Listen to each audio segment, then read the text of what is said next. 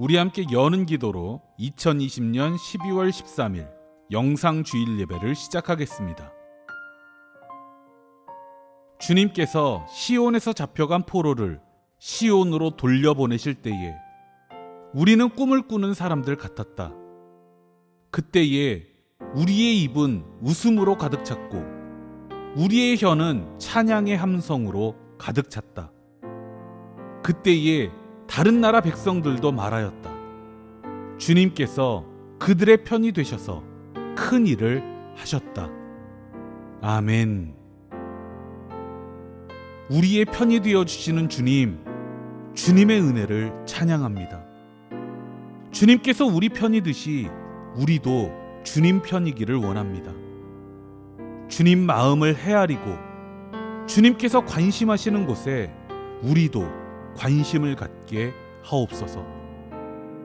주님은 늘 약하고 억울한 이들의 편이시지만 우리는 그들에게 무관심할 때가 많습니다. 주님, 그리스도인이 서야 할 자리는 중립이 아니라 약하고 고통당하는 이들의 편에 서는 것입니다. 주님께서 우리 편이듯이 우리도 그들의 편이 되게 하옵소서. 코로나 방역 단계가 올라가며 피해의식의 어두운 영이 수많은 교회와 그리스도인의 마음을 집어삼키고 있습니다. 교회의 이익이 이웃의 생명과 안전보다 우선할 수 없음을 깨우치도록 역사하여 주옵소서.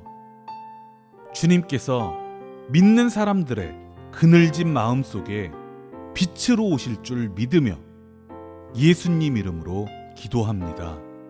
아멘.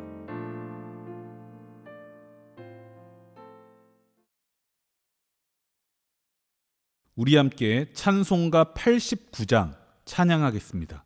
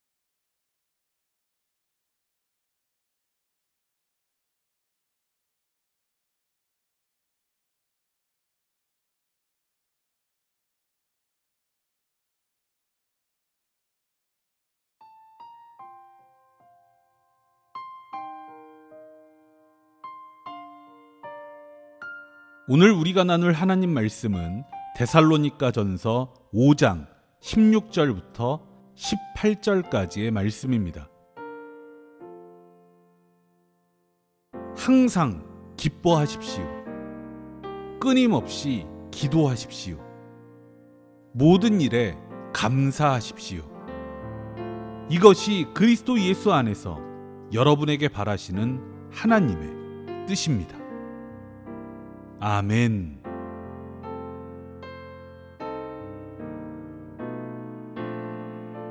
오늘은 모든 능력의 시작을 주제로 하나님 말씀을 전하도록 하겠습니다.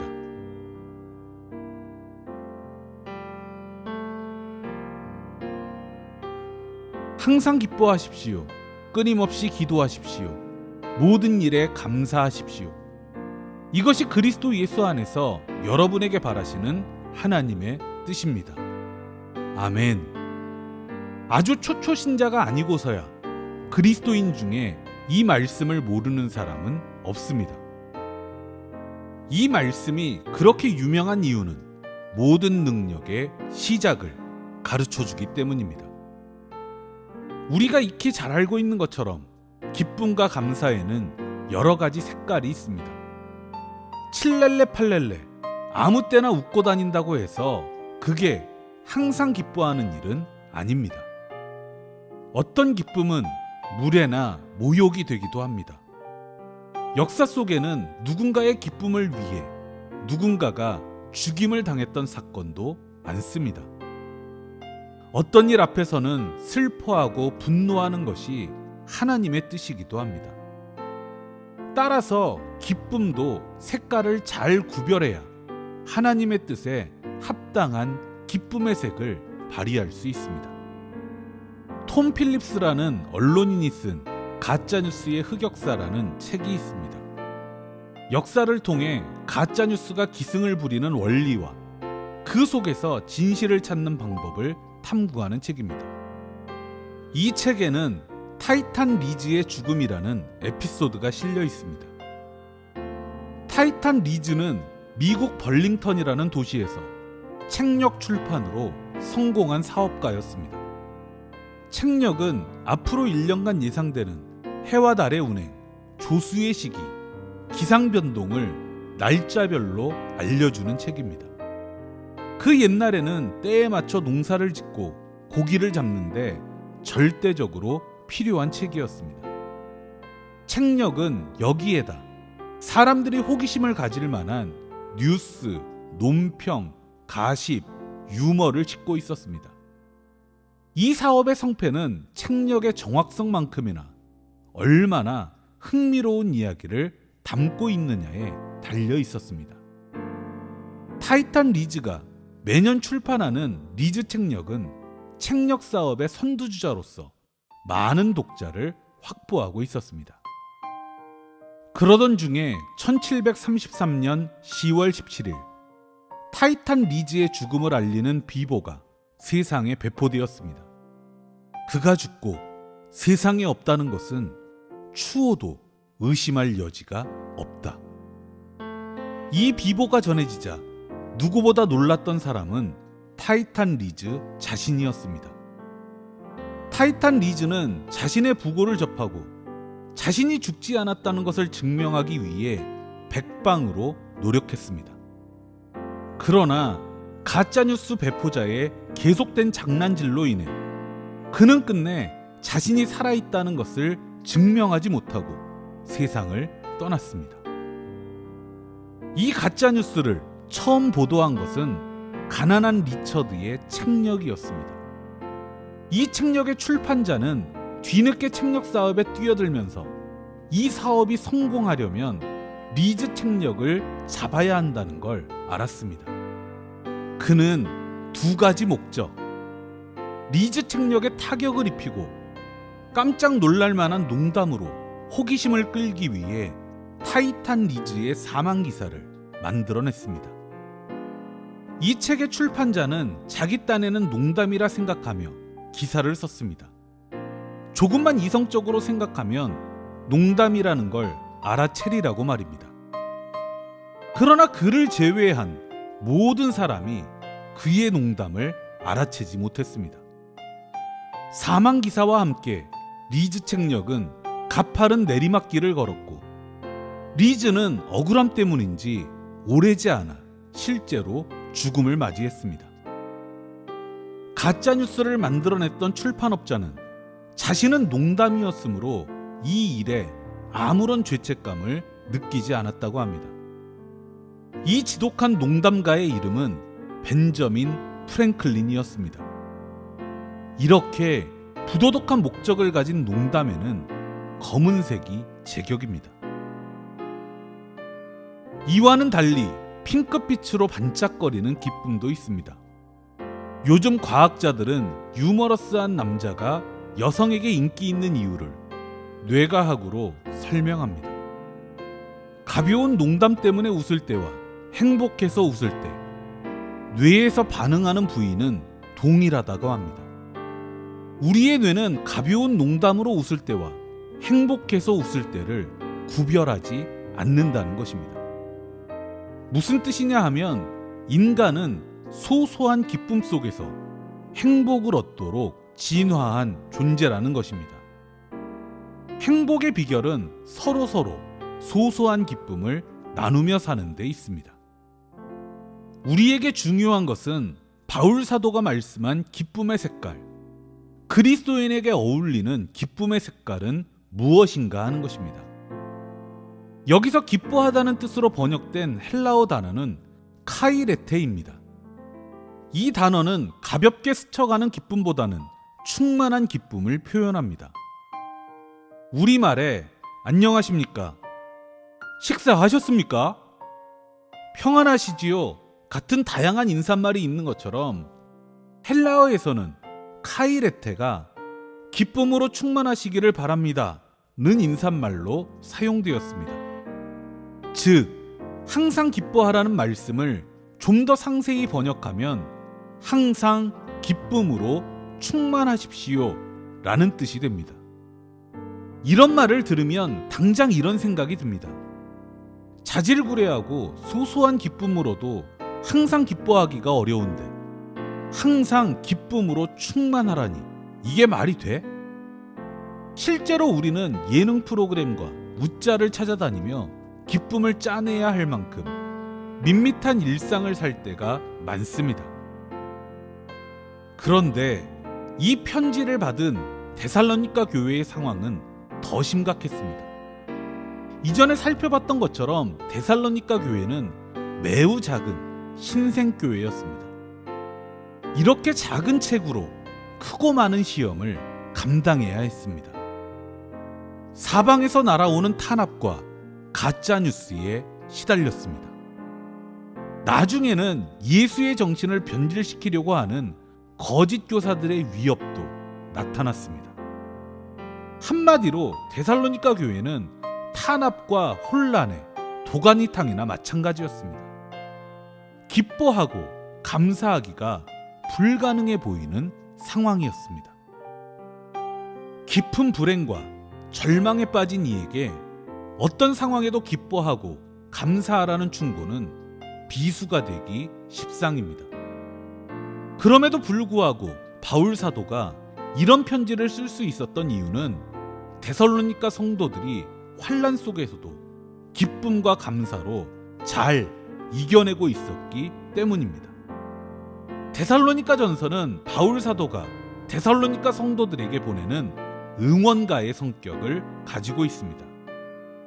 잘하고 있으니 더 잘하자고 말입니다. 이 마음은 제가 늘 여러분에게 품는 마음과 동일합니다. 데살로니가 교인들은 어려움 속에서도 어떻게 기쁨과 감사로 가득할 수 있었을까? 그 비결은 매우 단순한 믿음 하나를 잘 지켰기 때문입니다.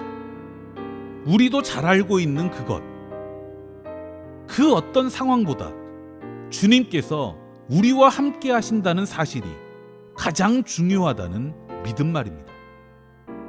데살로니가 성도들은 쉬지 않고 주님으로 충만하기를 기도했습니다. 그리고 그들 안에 충만한 주님은 어떤 상황 속에서도 그들의 기쁨이 되셨습니다. 항상 기뻐하기는 억지로 노력해서 되는 일이 아닙니다. 이것은 주님으로 충만하기를 끊임없이 기도하는 이들에게 하나님께서 주시는 놀라운 축복입니다. 우리가 누릴 기쁨은 우리의 삶이 주님의 색과 빛으로 충만해지는 기쁨입니다. 남은 문제는 어떻게 해야 범사에 감사할 수 있는가 하는 것입니다. 이런 문제는 늘 마음과 실천의 문제를 잘 풀어야 합니다. 예를 들어 마음에는 사랑이 가득한데 말과 행동으로는 불평과 투정만 하는 사람이 있다고 칩시다. 이 사람이 하는 것은 사랑인가요? 불평인가요? 마음도 중요하지만 마음은 행동으로 표현할 때 진실해집니다. 반대로 당장은 사랑하는 마음이 들지 않아도 말과 행동은 사랑스럽게 하는 사람이 있습니다. 이럴 때 마음은 알 수 없음의 영역이므로 그의 행동을 보고 판단할 수밖에 없습니다. 우리는 사랑 없는 상황에서 하는 사랑이 화해와 사랑의 물꼬가 될 수 있음을 잘 알고 있습니다. 마음 먹기가 행동하기보다 어려울 때가 많습니다. 특히 사랑과 감사가 그렇습니다. 이럴 때에는 사랑하는 척, 감사하는 척 한 번이 마음까지 녹이는 햇살이 되기도 합니다. 그리스도인에게 감사란 마음의 영역이 아니라 실천의 영역입니다. 아니나 다를까 바울 사도는 오늘 말씀에서 감사하라는 뜻으로 유카리스테오라는 단어를 사용했습니다. 이 단어는 선을 뜻하는 유와 거저주다, 아낌없이 주다를 뜻하는 카리조마이를 합성한 데서 유래했습니다.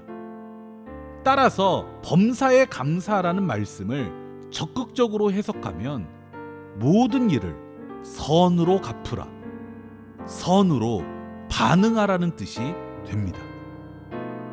감사하는 마음을 갖기 어려운 상황일지라도 모든 일에 선하게 반응하는 것이 범사에 감사하는 실천적인 믿음입니다. 이 감사가 모든 상황을 감사로 변화시키는 감사입니다. 우리는 주님 오심을 기다리는 대강절을 지내고 있습니다. 주님을 기다리는 가장 지혜로운 방법은 주님으로 충만해지는 것입니다. 여러분, 주님으로 충만해지기를 쉬지 말고 기도합시다. 끊임없이 기도합시다. 이것이 모든 능력의 시작입니다. 기도하겠습니다.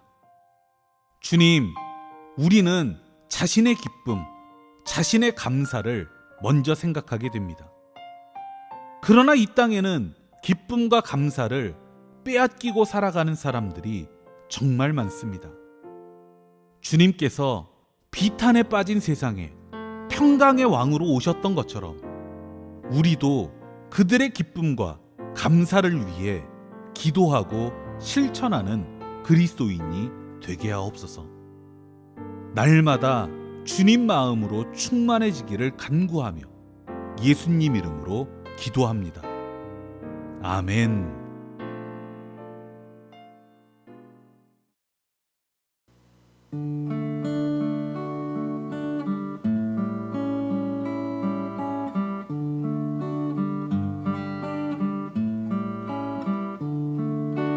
내게 있는 모든 것을 아낌없이 드리네. 사랑하고 의지하며 주만 따라 살리라. 주께 드리네. 주께 드리네. 사랑하는 구주 모두 드리네.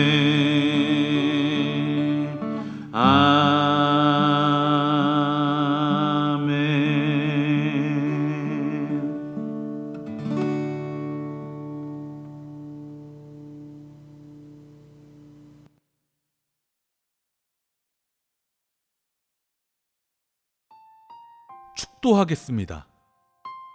지금은 우리 주 예수 그리스도의 은혜와 주 하나님의 지극하신 사랑하심과 우리 안에서 소통하시는 성령님의 그 크신 은총이 주님으로 충만하기를 간절히 구하는 주님의 백성들 머리머리 위에 이제로부터 영원토록 함께 하시기를 축원합니다.